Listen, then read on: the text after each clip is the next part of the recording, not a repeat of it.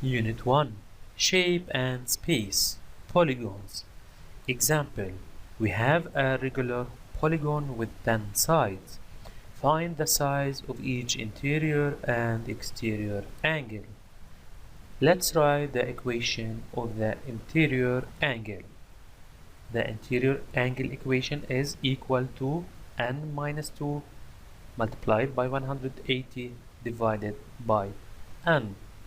N in this case is equal to 10, then we substitute 10 instead of n. We will get 10 minus 2 multiplied by 180 divided by 10. This is equal to 8 multiplied by 180 divided by 10.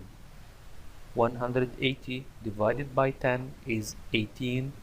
Then we have 8 multiplied by 18, which is equal to 144. If we multiply 18 by 8, it's equal to 144 degrees. Thus, the value of the interior angle or each interior angle is equal to 144. The equation of the exterior angle is equal to 360 divided by n. Let's substitute now n by 10. Then we get 360 divided by 10, which is equal to 36 degrees.